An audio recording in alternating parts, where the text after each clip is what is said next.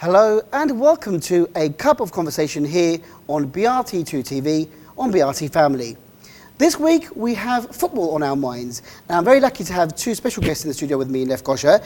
I have Rob Shields, who is the head coach of the British Dragon Soccer Academy in the TRNC now. And we also have a very young guest, one of our youngest guests ever on the programme. And we have the lovely Daniel Unwin with us, who is the best goalkeeper in the TRNC at the moment. Well, that's what the awards say here in the newspaper. First of all, Rob and Daniel, welcome to the programme. Hi there. Thank you.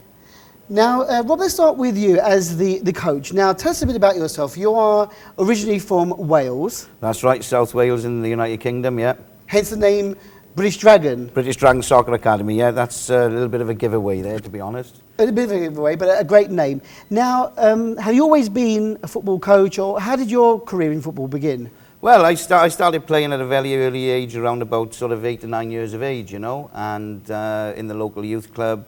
And then we started playing against other youth clubs and other teams, and it just really stemmed from there. And then you became a coach yourself? I became a coach myself, yeah. How that came about is I had moved to Jersey in the Channel Islands. And at that point, I was just on the brink of breaking into the first team of the Garrow Athletic, which was a Welsh league, you know, semi-professional. And I'd gone over to Jersey, and one of the coaches didn't turn up for the session. And somebody said, does anybody want to take it? So me being me, I put my hand up and said, go on, I'll have a go. And it basically stemmed from there. So that was my first sort of introduction into coaching. And you never looked back after that? No, not at all, no. Always forward from then on in, yeah. Now, in the Cyprus Star newspaper, you recently had an awards night. That's correct, at the yeah. Achemenia restaurant, and I know that, I mean, in looking at the information here and also the information you've given us, now this is not a new thing for you. You've been doing this for many years now, and also not just in Northern Cyprus, but around the world. Absolutely. I mean, they started off, my camps first started off in the UK.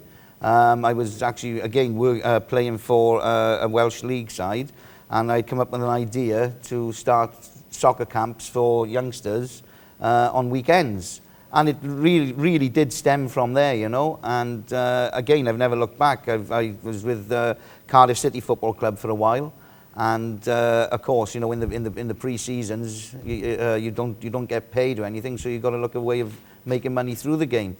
And I started holding camps then in the local schools and things, and it really did escalate from there.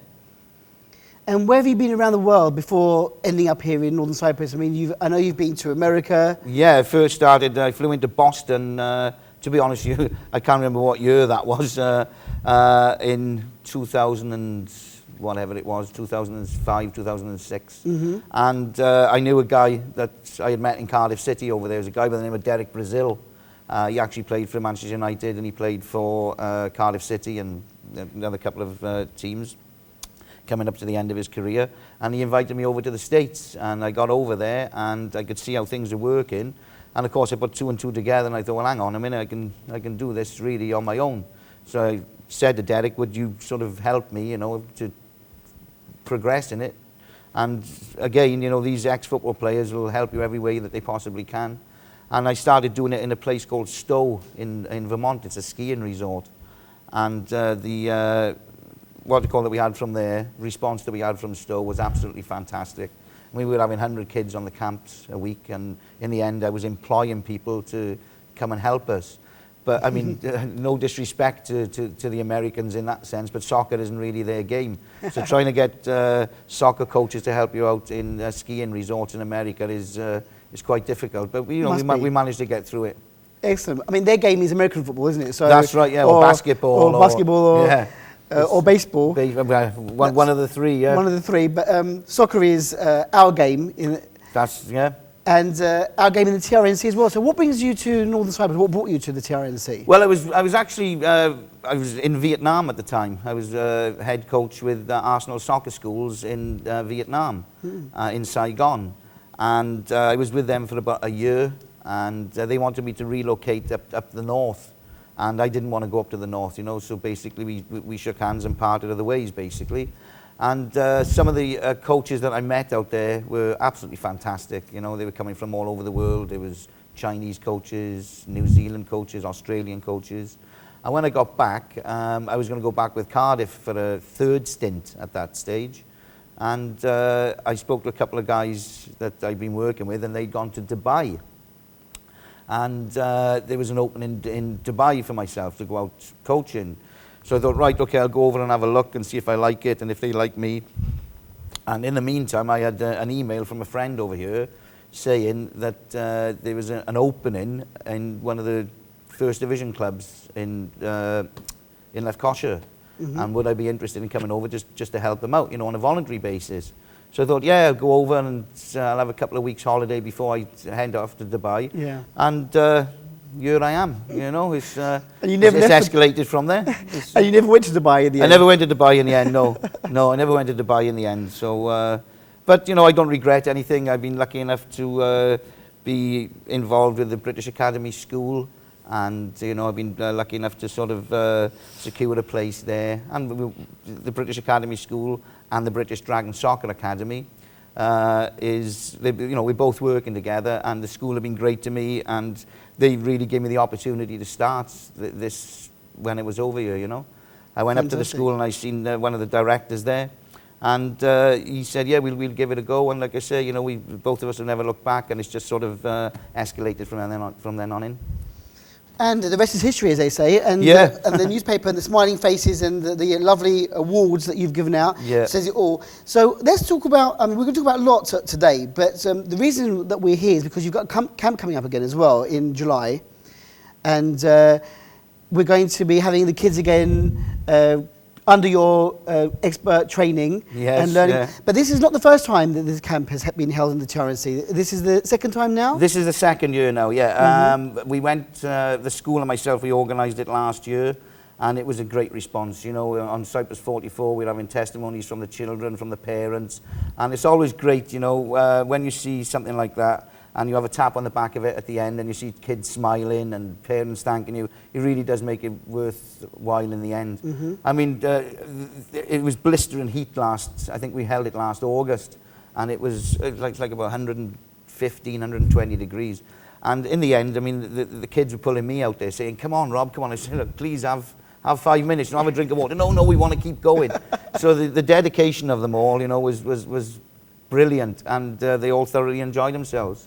So on the back of the success of last year, again this year a repeat camp for the kids, and I'm sure they're all getting excited and ready for. Yeah, I'm starting to have phone calls now about 11 o'clock in the night saying, hello, is that Mr. Rob? What time? When is the camp starting? They can't wait for the big water fights that we hold, and But the camps, they basically run from 9 o'clock in the morning till I think it's about 3 o'clock in the afternoon, and we run through. Obviously, we go through a registration program every morning to make sure that everybody's there, and then we go on, and I'll explain to them what we're going to be doing that particular day, whether the emphasis is going to be on passing, shooting, heading, dribbling, control, whatever. I'll go out and I'll do a demonstration with them watching, and this is how you do this particular sort of movement, or again, whatever the emphasis is on. They'll practice that for about 15 minutes, and then we'll go from there into a water break, 5 minutes, straight back out, and then we'll be doing a fun game that involves whatever we've just worked on, whether it's shooting, heading, passing, whichever. And we play a game for 15, 20 minutes. We go back up, have another water break. By that time, it's around about time for the quiz, which they all love. They absolutely love that, And we're sitting there, and that takes around about 30 minutes. Then we'll have a 30-minute dinner break. And then in the afternoon, we go out, because the kids in the morning are put into different countries. It could be China, England, Wales, America, Canada, Turkey, whoever. And they'll stay in those groups for all week. And it's basically how many points we can earn. If you win the quizzes, or if you answer questions, you get points. If you do something right on the passing, the key points on the passing that I've showed you, I give extra points for that. And basically all week everybody's fighting for points, And like I say, in the afternoons then, each country play each other for maybe 10-minute games. We go and have a 5-minute break, 10-minute break, whichever. We go out, swap the teams over. And it really is sort of, they're getting used to sort of a competition level as well. I mean, you don't have to be a fantastic player to come to the camps, by no means. No. It really is a recreational, fun camp that's run through myself and through the British Academy School. Sounds fantastic. Sounds very, very Yeah, it fun is. for It's just great. everyone, but very serious as well at the same time. Yeah, Good yeah. I training. mean, we try on the camp side of things. We try not to make it too serious. You know, we want to make it a fun camp. I mean, we do run a after-school program from the school and myself, the British Dragon Soccer Academy, on a Monday evening. And I think we've got about 25, 30 people on our books at the moment, and that's obviously escalating as well. You know, because we've got sign-ups coming into the school, so obviously you've got more people coming into the school, and more people are coming into the school, the more people want to play the football. Yeah. And of course, with the advertising, like you see in the paper with the awards and everything, kids love to sort of have things for their efforts, you Yeah, know? of course. And, I mean, yeah, so far all around the world, America, Egypt, Thailand, Vietnam, Great Britain, and of course, TRNC, it's all worked really well for me, you know? Good to hear that. And let's hear actually from the other side of the coin now, from one of your youngsters, and in fact, the goalkeeper of the year.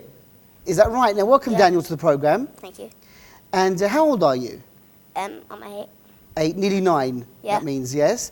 And you're a member of the camp, well, you're going to be in the camp soon, coming up later on this month. Tell us about your football career. I mean, when did you start playing football?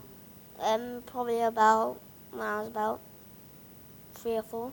About Really, that young? Have you always liked football? that. Yeah, I've liked it for about a long time. Yeah. And well, you must be good at football to get your award. And do you like being the goalkeeper? Yeah. Is that your favourite position? Yep. Excellent. So tell us about last year. Were you on the camp last year? Did you go attend Yep. the camp? What happened? Tell us it from your point of view. We heard from Rob, but tell us, I mean, when you go to the camp, what happens? What type of things do you do on the camp? Basically, we learn new moves every day. We play games most